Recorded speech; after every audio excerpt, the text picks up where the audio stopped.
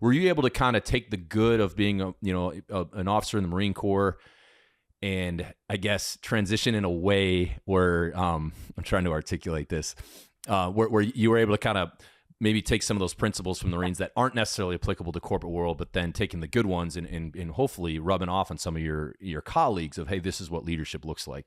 Yeah, I like to think that eventually I figured it out, but I'll be honest, it was a little bumpy. If you can imagine, like, I always talk about like Marine Corps infantry and Google 2005, like two opposite ends of the cultural spectrum. I remember walking on campus at Google, and I thought I had walked into a circus. Like there were it was crazy.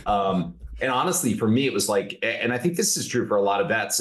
I'll speak for myself. My brothers both served, I think, went through something similar. Like the transition can be a pretty intimidating process. I went from, by the time I got out of active duty, I spent 6 years in the Marines after college.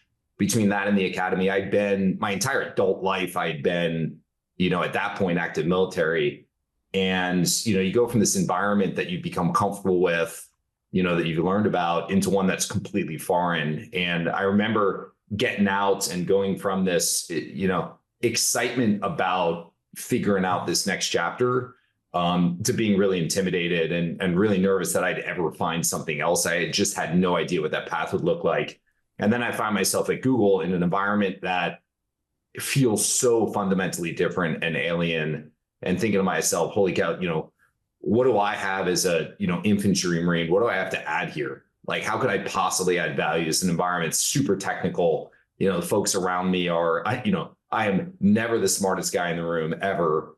And it was really a struggle for me. And I think what I found over time was that, I think there are a universal set of principles when it comes to leadership. Human beings are human beings. Right? They want something that they can believe in, something that taps into something intrinsically. That they want to know that they matter. They want to be a part of a team where people care about each other and support each other. I think most people want a leader who invests in them and supports them and serves them. That's true. That was true for me in the Marine Corps. That was true for me at Google and every place I've ever been. Now, what I had to really learn was, how do I adapt these foundational leadership principles that I've learned in the Marine Corps to a fundamentally different cultural environment where people communicate really differently, where decisions were made in a very different sort of way. It's, as we know, like, in the military, there are times when, as a leader, you got to make a call and go, right? Given the nature of circumstance and the urgency of the mission, and everybody gets that. Everybody's on board with that, and there's a trust associated with it. I found that didn't necessarily, there's a slightly different environment where there's much more of an expectation of understanding context, an expectation of more of a consensus-oriented approach to decision-making at times. So I had to learn to adapt how I communicated, trying to strip out some of the 4-letter words that had become like, the part of my vernacular in the Marine Corps, and then just figure out how to connect with people. But pretty quickly, came to realize again that like a lot of the things I'd learned in the Marine Corps were just as relevant. And actually there was a real scarcity of leadership, most of the companies I joined. And so I found that those things I had learned ended up being a real asset. Absolutely. And what do you think were the kind of, because it's no fluke that, you got out of the Marines and you went and got your MBA, and then in a pretty short period of time, I mean, you said Google 2005 and you became the CEO in 2022 with some prestigious roles prior to that. What do you think it was that you were doing in those organizations that made you successful? First thing I'd say, like, I had a lot of luck along the way, a lot of like right time, right place opportunities. Super grateful for that. Honestly, like getting a chance to join Google in 2005 was kind of right moment, right time. And, being at a point in my life actually where I was young, I was single at the time coming out of grad school, didn't have kids yet. I was still in a place in my life where I was actually pretty excited to take some risk.